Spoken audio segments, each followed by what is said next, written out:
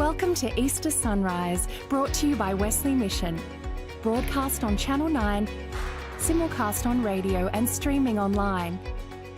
Welcome the Superintendent of Wesley Mission, Reverend Stu Cameron. Hello and welcome to this Easter Sunrise celebration from Mrs Macquarie's Point on the shores of Sydney Harbour, a place that's coming alive right now. I'm joining you from the land of the Gadigal people, of the Eora Nation, and I pay my respects to their elders, past, present and rising. This is a really special time of the year where people all around the world, every nation, language group and culture comes together and celebrates the resurrection of Jesus Christ. The way we celebrate and express ourselves might be different, not only around the world, but also here in Australia. But however you celebrate today, I'd like to wish you and those you love a very happy and blessed Easter. We come together today and recognise that Jesus, God's one and only Son, lived among us, died for us, and was raised to life, creating a way for us to experience God's resurrection power. Now, if at any point during this program you have any questions about the Christian faith or anything you hear me say, please don't hesitate to be in touch. The contact details are on the screen now, and we'll show that again a number of times throughout this hour. A little later on, it'll be my privilege to speak with Olympic high jump silver medalist Nicola McDermott. Nicola had us all sitting on the edge of our seats late at night during the Olympics last year. We're all cheering as she moved between writing in her diary and jumping for a medal at the Tokyo Games. I'm really looking forward to that conversation a little later on. But first, I'm delighted, I'm thrilled to welcome back City Alight, who are with us again this year to sing Only a Holy God.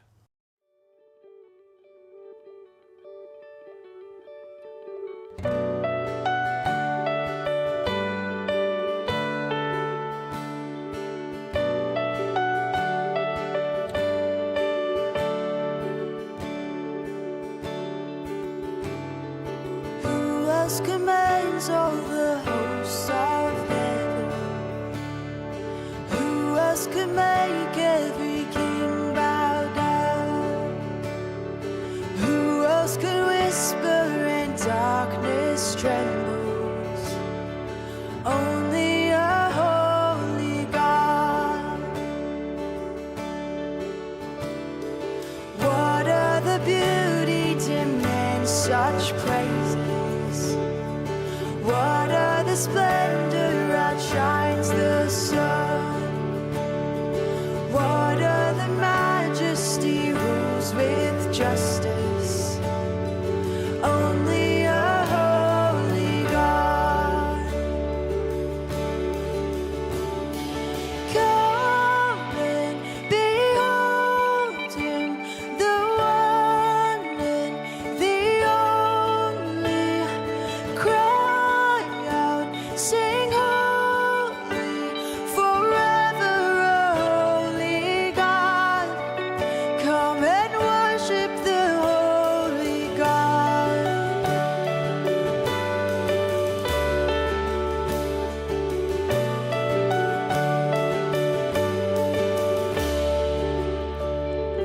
What other glory consumes like fire? What other power can raise the dead? What other name remains undefeated? Only a holy God. Come and behold Him, the one and the only. Cry out, sing holy, forever a holy God. Come and worship the holy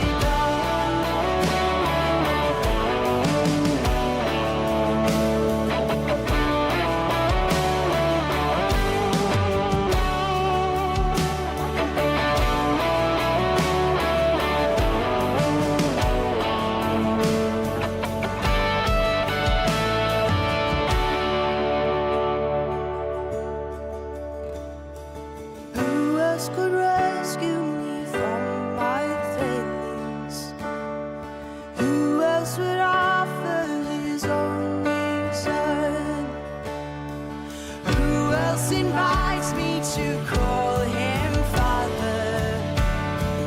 Only a holy God.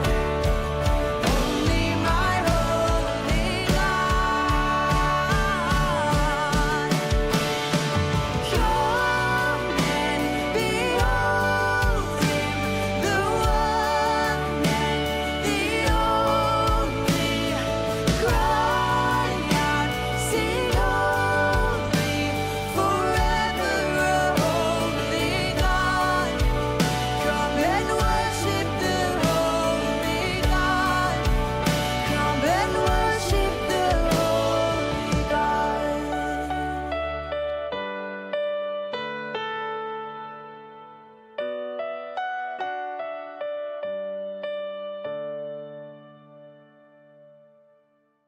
I'd like to encourage you to consider and think about the significance of Easter and what Easter can mean to you, your loved ones, your family and your friends. For some of us, it's a long weekend filled with family, sport, and it's really welcome. For others, it's a significant religious moment. And for others still, It's the central message of the Christian faith. The resurrection of Jesus Christ changed the course of human history, and we recognise that today. Throughout the program, I'd like to unpack and explain a little about the significance of Easter and how we can deal with days of pain, days of doubt and confusion, and how there are better days ahead for us all. In just a moment, members of the team at Wesley Mission will share with us a passage from the Bible which helps to set the context of today's program.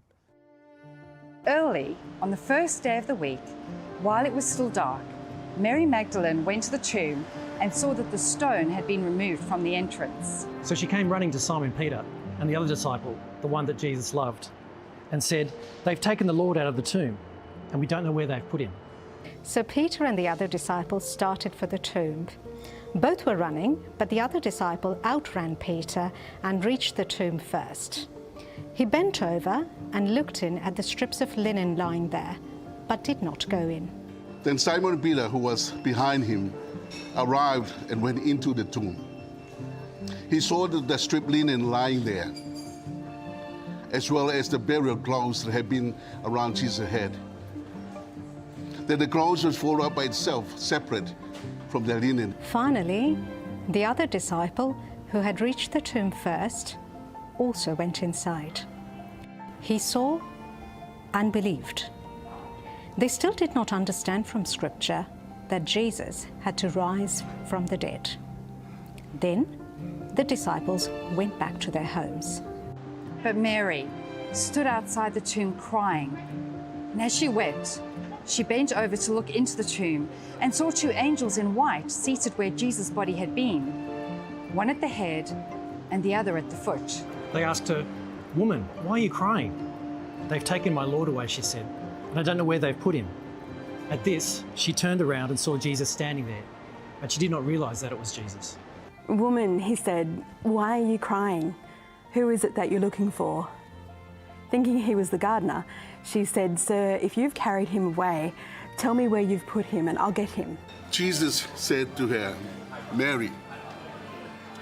She turned toward him and cried out in Aramaic, "Rabboni," which means teacher. Jesus said, "Do not hold on to me, for I have not yet returned to the Father. Go instead to my brothers and tell them I am returning to my Father and your Father, to my God and your God." Mary Magdalene went to the disciples with the news, "I've seen the Lord." And she told them that he had said these things to her. Rick Warren is the author of The Purpose-Driven Life, one of the best-selling books of all time. Some years ago, he and his wife Kay experienced a devastating loss when their 27-year-old son Matthew died by suicide. Theirs was a very public grief. A year or so after Matthew's death, Rick shared this. "I've often been asked, how have you made it? How have you kept on going through your pain? And I've often replied, the answer is Easter."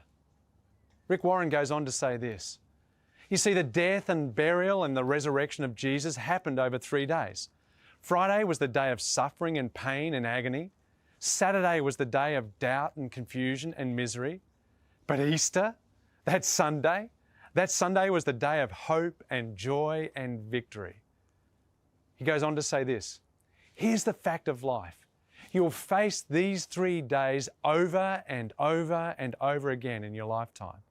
And when you do, you'll find yourself asking, as I did, 3 fundamental questions. Number 1, what do I do in my days of pain? Number 2, how do I get through my days of doubt and confusion? And 3, how do I get to the days of joy and victory? He says this, the answer is Easter. The answer is Easter. Today we rightly celebrate the resurrection, but the miracle of that first Easter Sunday only makes sense in the context of what happened the 2 days earlier. Easter is a Friday, Saturday, Sunday story. So we're going to look at those 3 days in turn, alongside the 3 questions Rick Warren says we will, have already, or are right now facing. What do I do in my days of pain? How do I get through my days of doubt and confusion? And how do I get to the days of joy and victory? But first, what do I do in my days of pain? Some of you watching right now are carrying real pain in the form of misery, loneliness, and suffering. For some of you, your pain is known by others. For others of you, it's secret pain, magnifying its effect. What do we do with our pain? Do we deny it? Run from it? Medicate it? One of the titles given to Jesus is the suffering servant. On Crucifixion Friday, Jesus endured agonizing spiritual, psychological, emotional, and physical pain, pain beyond our imagination. And, compelled by love, he willingly chose to endure it. On the cross, Jesus took up, carried, absorbed, and experienced all of our pain. On the cross, he endured all of our suffering. But that wasn't the worst of it. On the cross, Jesus endured the agony of separation from God, a terrifying isolation, what the Bible calls forsakenness. Over the 6 hours he hung on the cross, Jesus endured the agony of an eternal loss. This separation, this loss, was between God the Father and His Son, who had loved each other from all eternity. Jesus, the maker of the world, was being unmade. Why? Jesus was experiencing Judgment Day. My God, why have you forsaken me? It wasn't a rhetorical question. Why was he experiencing separation from the Father? The answer is for you, for me, for us. Jesus experienced separation, isolation, so that we would never have to. The judgment that should have fallen on us fell instead on Him. What does Easter teach us to do on those days when our pain threatens to overwhelm us? Simply this: we take it to the one who on the cross took up our pain and bore our suffering.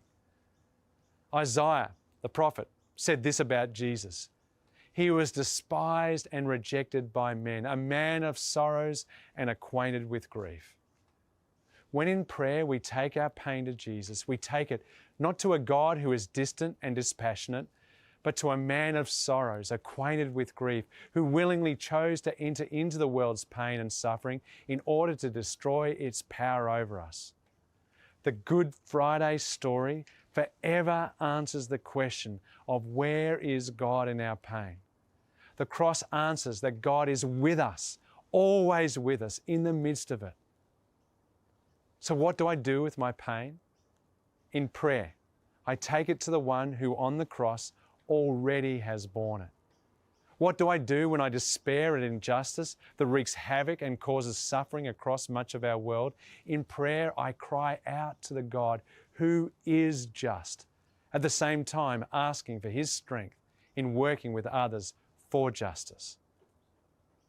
Now, if you have any questions about anything I've said so far, about how you can take your pain to God or about the Easter story, I encourage you to contact Wesley Mission, and I promise we will be in touch. Visit our website, wesleymission.org.au, to find out how. Also, if you would like to speak with someone about the loss of a loved one or any hardship you might be experiencing right now, please call Lifeline on 13 11 14. I'll see you in a few moments after the break. I think people are amazing. We can turn dark to light. We can fly through storms.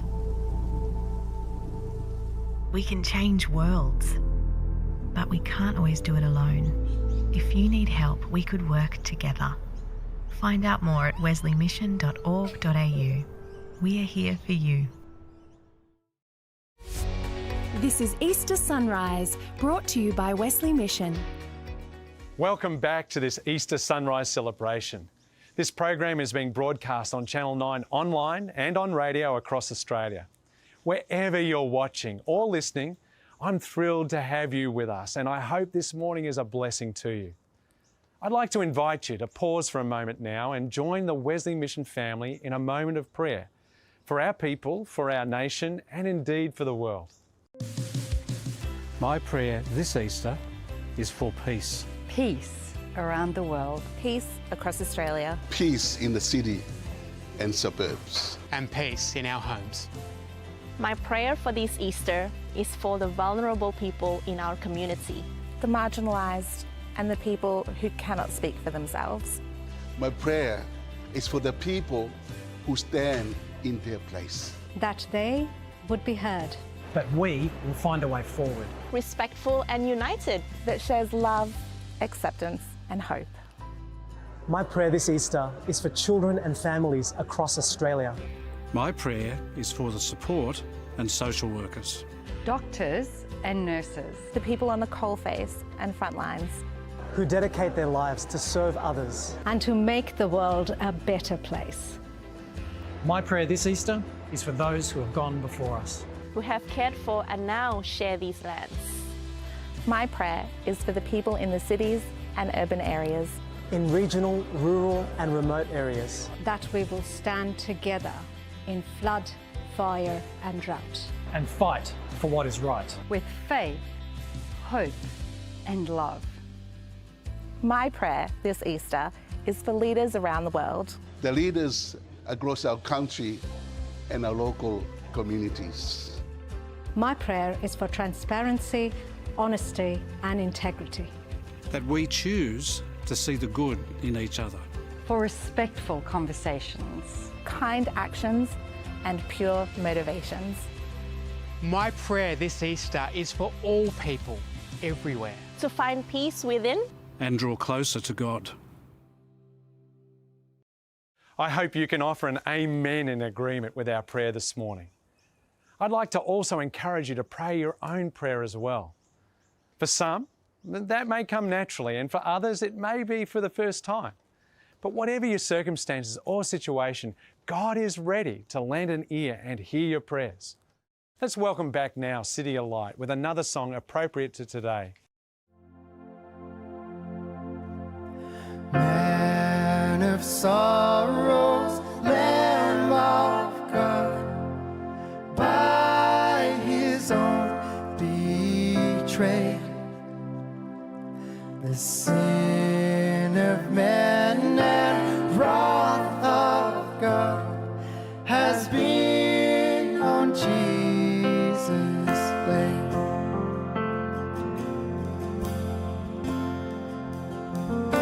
Silent as He stood accused, beaten, mocked and scorned, bowing to the Father's will, He took a crown of thorns. Oh, thou rugged cross, my salvation, where your love poured out over me. And now my soul cries out, hallelujah, praise and honor unto you.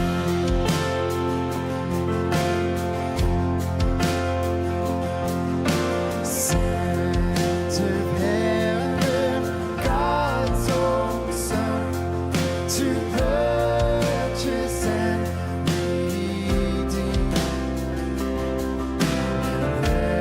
reconcile the very ones who nailed Him to that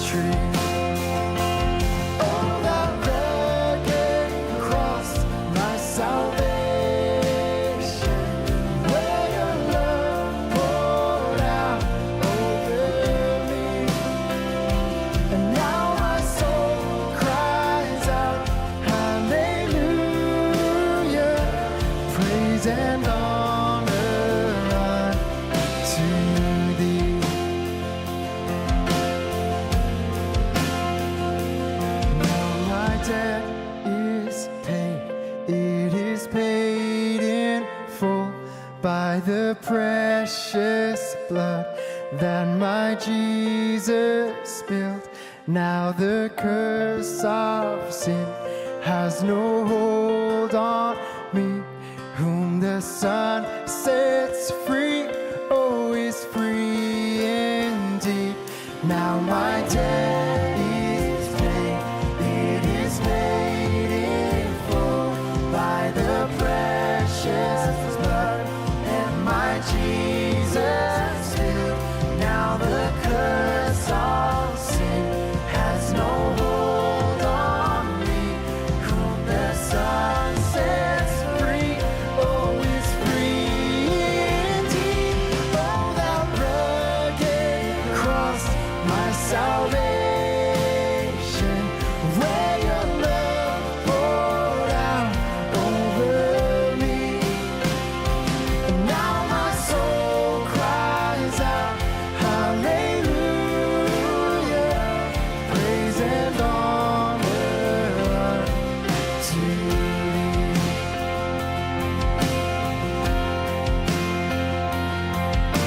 See, the stone is rolled away. Behold the empty tomb. Hallelujah, God be praised. He's risen from the grave. Oh, that rugged cross, my salvation, where your love poured out over me. And now my soul cries out, hallelujah, praise and honor to thee.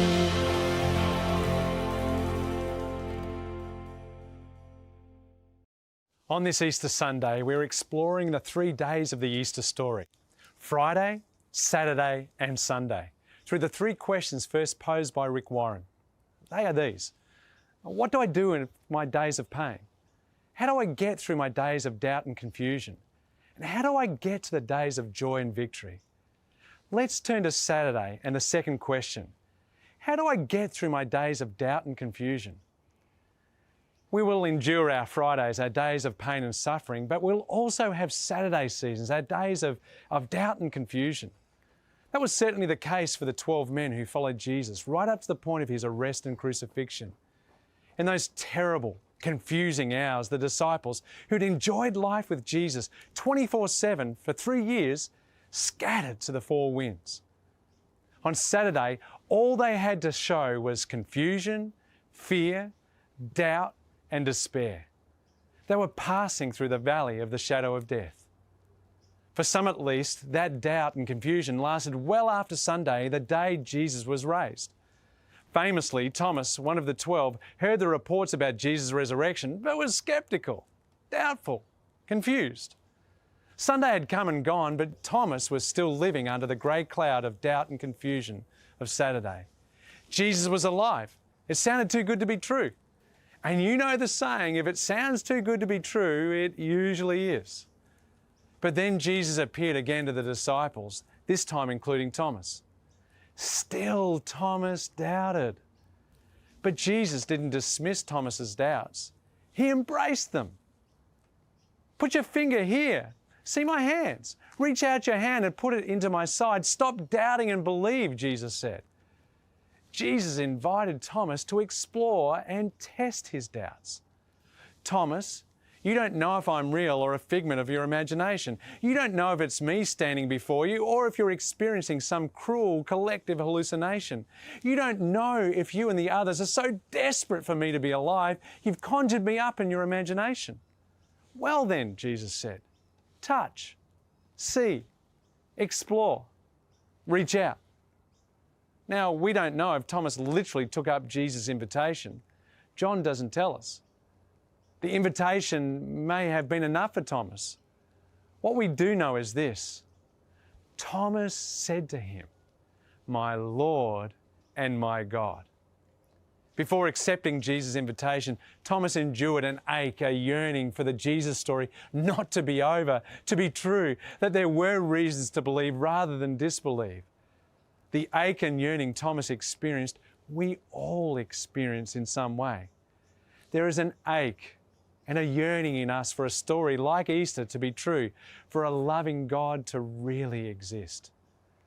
N.T. Wright uses this analogy. He says, there is all the difference in the world between waking up in a single bed and waking up in a double bed, and nobody being on the other side. Many of us may be atheists or agnostics, but we still find ourselves wondering why the other side of the bed still feels warm and the sheets a little rumpled. Now, I'm pretty sure some of you are doubtful about the meaning or even the historicity of the Easter story. You may be agnostic about the existence of God. You're watching by accident, or maybe because you can't shake off the possibility the Easter story is in some way true. Here's what I believe God encourages you to do with your doubt and confusion. It's the same advice Jesus gave Thomas. Reach out, explore, touch, see, investigate. You see, what Thomas discovered when he accepted Jesus' invitation to do just that. Doubt is not a barrier to belief, but a springboard to faith. Exploring his doubts was life-transforming for Thomas, and it can be for you too. What do I do with my Saturdays? What do I do with my doubts and confusion about God? The Easter story encourages us not to ignore them, but to explore them. Not to deny them, but to openly and honestly investigate them.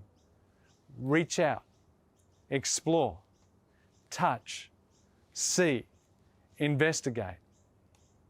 Now, if you have any questions about anything I've said so far, about how you can explore your doubts or about the Easter story, I encourage you to contact Wesley Mission, and I promise you we'll be in touch. Visit our website, wesleymission.org.au, to find out how.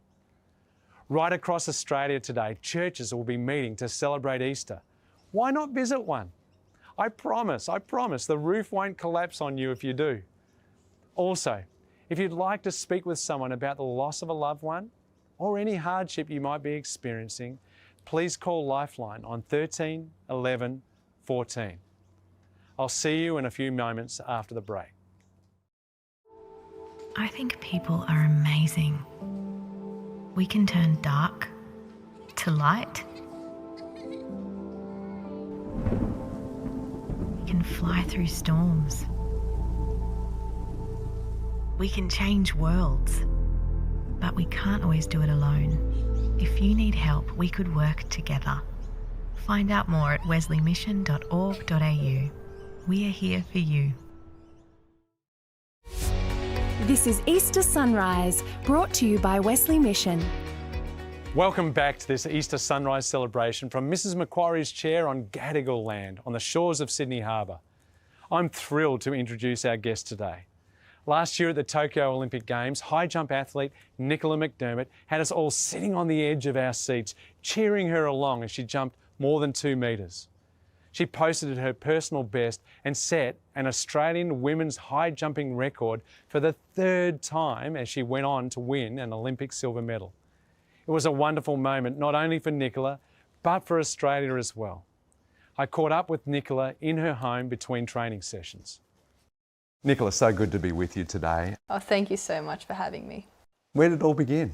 High jump for me started when I was 8 years old at Gosford Little Athletics. They introduced it to me and I just thought as soon as I tried it that this was the event for me. I found that with all the other events I was quite mediocre, but with high jump it was one of those things that it was a few steps and then I jump over a bar and it was a benefit to be tall. So I stopped growing when I was 14, so I was already very tall. So to find something that I was passionate about and good at, that was a no-brainer for me. I decided this is the thing I need. Grade 6, you swapped schools.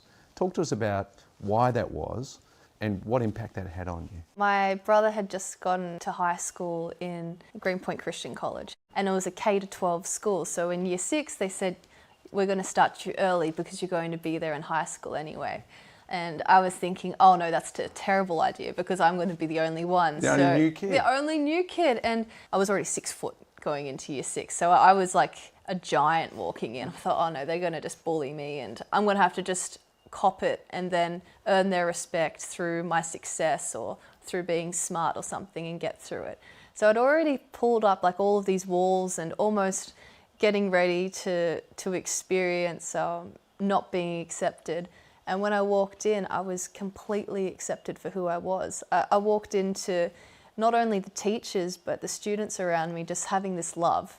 And they just saw me and they just loved on me. And I said, why, in my head, why would anybody treat me like this? And later that day, they said, we love because Jesus loves us. And it was a moment where I went, I don't know who Jesus is. Okay, well, I need to discover who Jesus is. And it started my journey from year 6, that year of school, of learning the source of that love and the person of love. And when I got that, it was a defining moment that would change the rest of my life. Through primary school into high school, I mean, how important was athletics for you in terms of just forming and shaping who you are today? I found that it was a really great way to communicate and make friends because since I was so tall and I was a bit of an outsider, I found making friends was very difficult for me. So when I had sport, I got a community that appreciated me for who I was, and all of a sudden I wasn't weird for being tall, I was celebrated because it's like, yes, she can be on our team. And as a teenager as well, it sort of steadied a routine for me because I had vision and I had goals. Your face, clearly something that's not just peripheral to who you are, it's central. You talked about that after winning. I found that I was making my life identity through my sport, and I kept on pursuing that. I had faith on the side, but my sport was the main thing, and everything was set up perfectly. I was so dissatisfied because I recognized that I'd done everything without God. My identity was in what I did, so as soon as I found that what I did wasn't satisfying me, then life wasn't enough. I made the flick and just went, I'm just going to seek God first and I'll put sports second.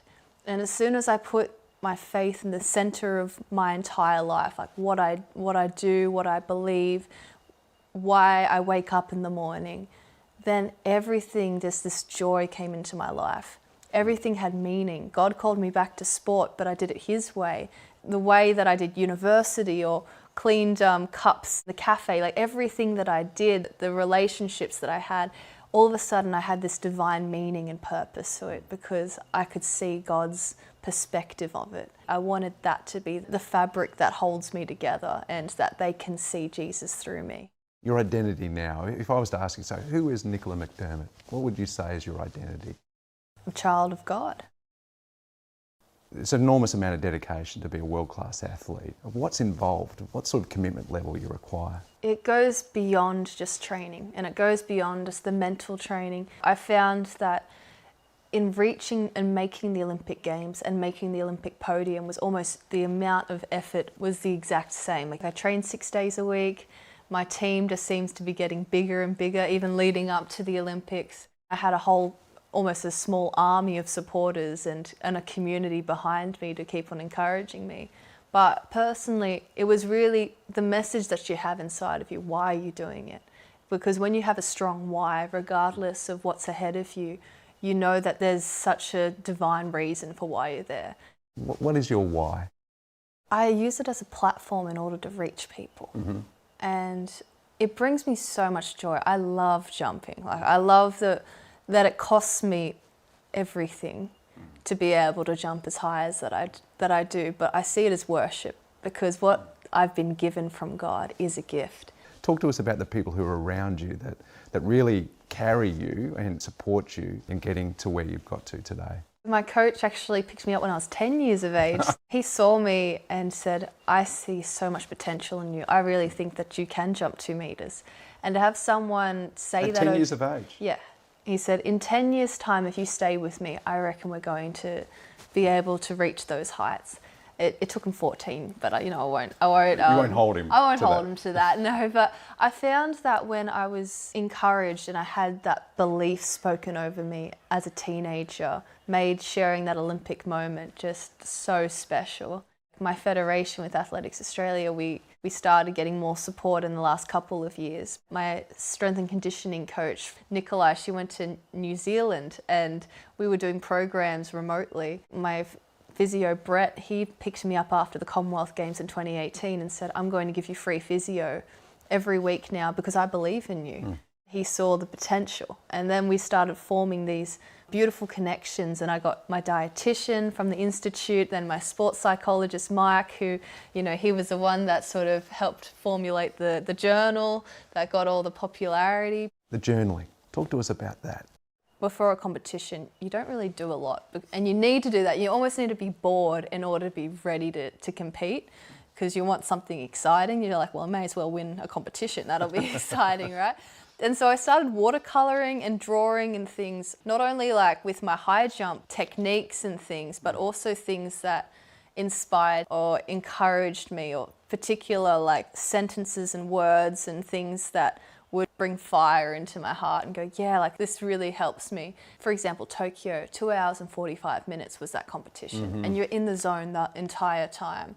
I'd wrote myself notes, and I wrote myself even like Bible verses, scripture verses, like all throughout it, because I wanted to remind me of who I am. For Tokyo, I've got the raw analysis and I can look at it now and I can learn so much from it. Having that self-analysis of what I need to do to jump the next height and what I did right made it so fluent, because when I'm jumping now, if I miss the bar or make the bar, it doesn't actually matter. Win or lose, doing a high jump or doing a low jump, there's always something to learn. Yeah, and I feel like when the camera zoomed in on some of those pages, we got a bit of an insight into who you are. This is a very private part of my processing and of my life, but what I've got in here I'm willing to share. You talked before, beautiful and very powerful, about your athletic career being a form of worship. You've started a new ministry called Everlasting Crowns. What's that all about? My heart is to equip and train and reach athletes in the field where we are. If you really change the life of an athlete, when they go back to their country and their community, they'll change an entire country. Sometimes sports stars are almost like the celebrities and can reach the most in their countries. So that's my ministry, of reaching the people in sport as well as at the top, because then I can see like the impact that they can have in their own communities. So before we finish, can we have a look at the bling, the medal? The medal, yeah, yes. I mean, you can hold it, Fantastic. wear it. Oh my gosh, how heavy is this? I know. Nicola, I mean, this is an incredible achievement. Where does this rate for you? I mean, it's a silver medal. I mean, there are not many people in the world who have this, particularly in athletics in Australia. It's a huge achievement. Yeah, the rating, I know I'm quite good at rating out of 10. Yes, you are. In fact, you're famous for it. A 10 out of 10 experience for me, but it's not the highlight yet because there's more to come. So it's a nice reminder of what is possible, but there's so much greater to still come. It was a real privilege to spend time with Nicola in her home and to talk with her about her life, her sport and her ministry. On this Easter Sunday, we're exploring the 3 days of the Easter story: Friday, Saturday and Sunday, through the 3 questions first posed by Rick Warren. What do I do in my days of pain? How do I get through my days of doubt and confusion? How do I get to the days of joy and victory? Let's turn to Sunday and the third and last question. How do I get to my days of joy and victory? On Friday, the day Jesus was crucified, the disciples descended into a pit of despair and grief that lasted through Saturday and into at least Sunday morning for most of them, and beyond for some. Their situation, as well as their future, seemed hopeless. Where is joy when despair threatens to become not just a moment or a season, but our life story? Where do we find hope when life seems to be crashing down around us? On that first Easter Sunday, the disciples didn't so much find hope as hope found them. And this resurrection hope transformed them in an instant and for eternity.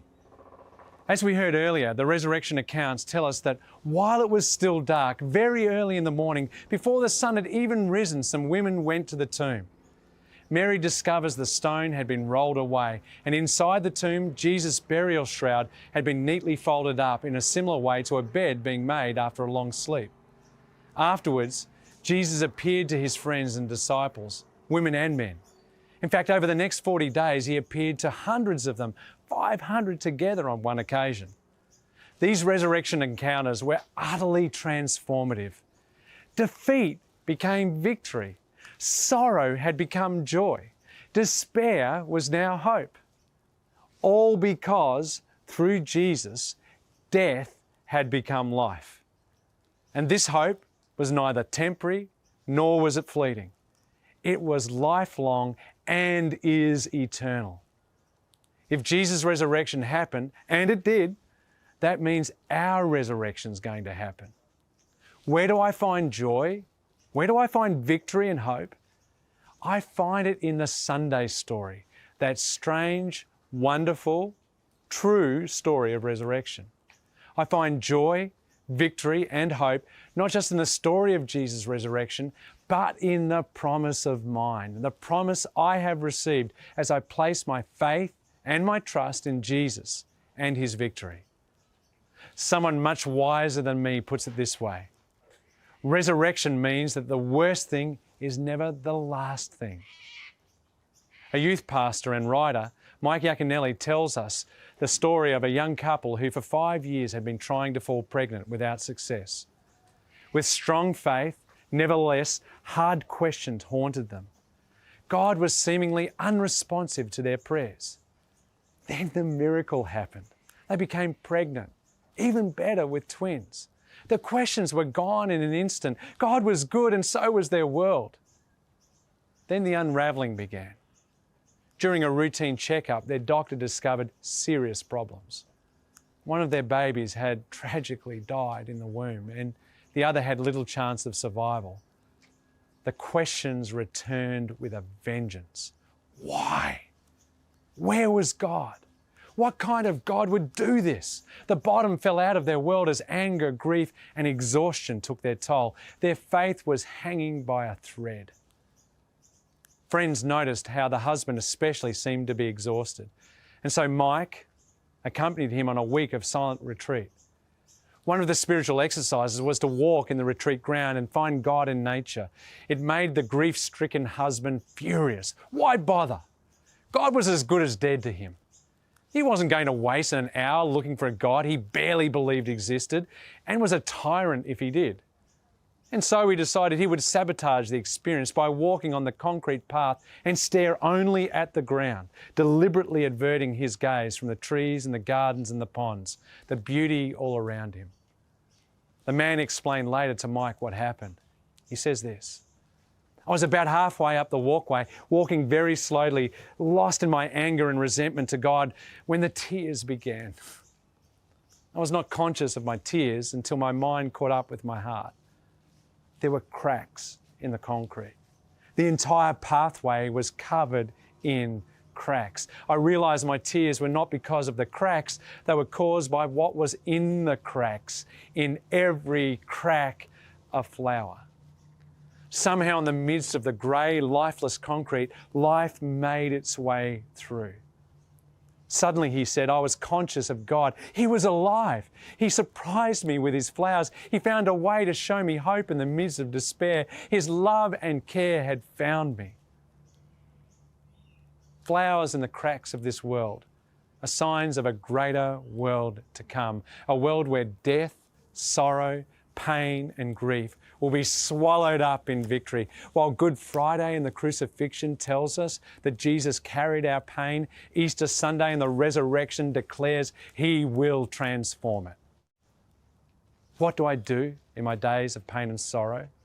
Easter. How do I get through my days of doubt and confusion? Easter. How do I get to my days of joy and victory? Where do I find hope? Easter, my friends. If you have any questions about anything I've said today, about what you can do with your pain, where you can take your doubts, how to experience joy, or about the Easter story, I encourage you to contact Wesley Mission, and I promise you we'll be in touch. Visit our website, wesleymission.org.au, to find out how. I'll see you in a few moments after the break. I think people are amazing. We can turn dark to light. We can fly through storms.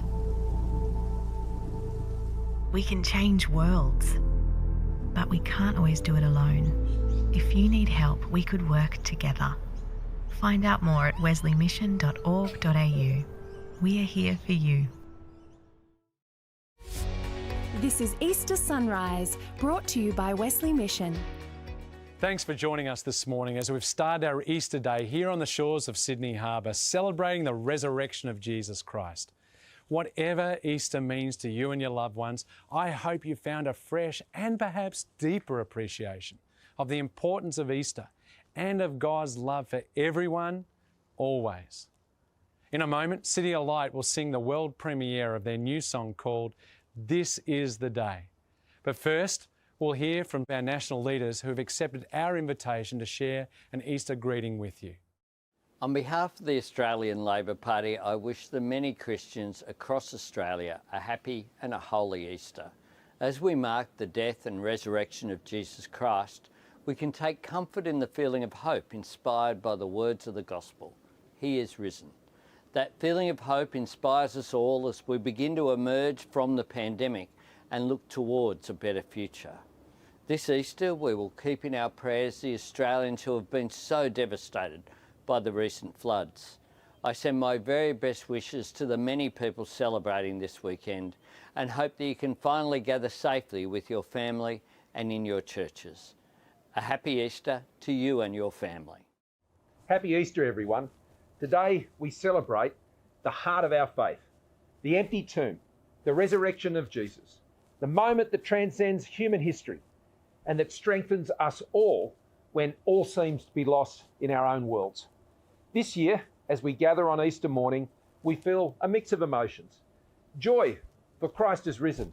Gratitude, because we can gather and sing again, emerging from this pandemic and warming the embers of our faith in worship. And we feel mindful of the world we share. This Easter, we pray for the people of Ukraine, for their safety and for their security, and ultimately for justice and peace. This Easter morning, I also want to express my deep gratitude for the Wesley Mission, for all of your efforts living out the call of your faith, that Great Commission. You live out the values of the gospel at Wesley through your work with children, families and seniors, and lending a hand wherever it's needed.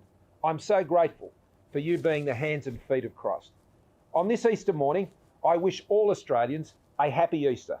May it be filled with joy, may it be filled with faith, and may it be filled with hope. God bless.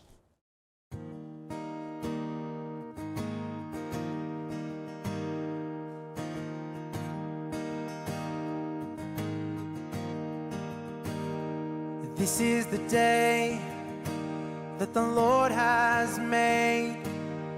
We will rejoice as we lift His name. This is the day that the Lord has made. Come and rejoice, we'll rejoice and be glad in it.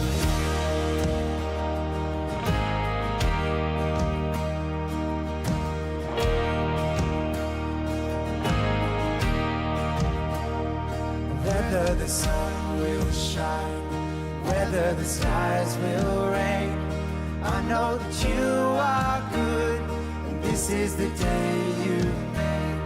Whether in life or death, whether in joy or pain, I know this truth remains, and this is the day you made. This is the day that the Lord has made. We will rejoice as we lift His name. This is the day that the Lord has made. Come and rejoice, we will rejoice and be glad in it.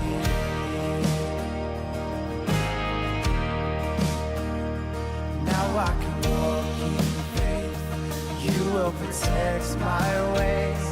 Your every work is good. This is the day you made. I am a child of yours. You are the one who saves. I am redeemed by love. This is the day you made. This is the day that the Lord has made. We will rejoice as we lift his name. This is the day that the Lord has made. Come and rejoice. We will rejoice and be glad.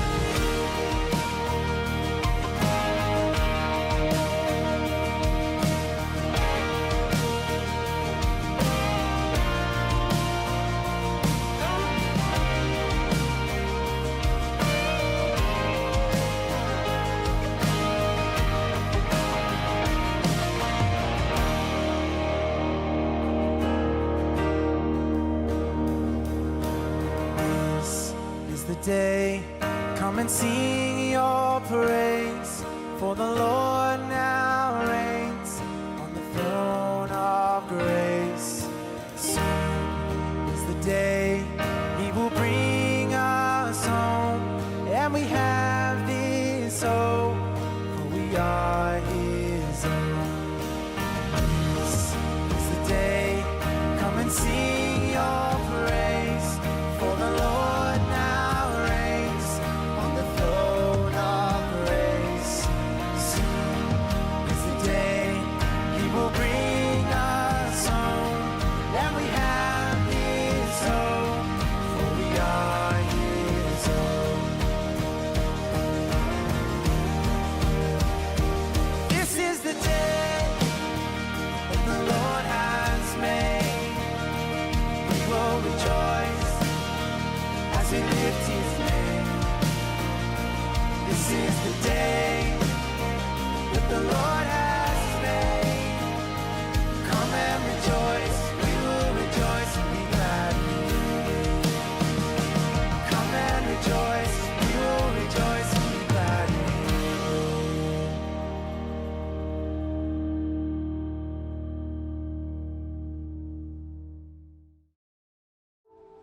I think people are amazing.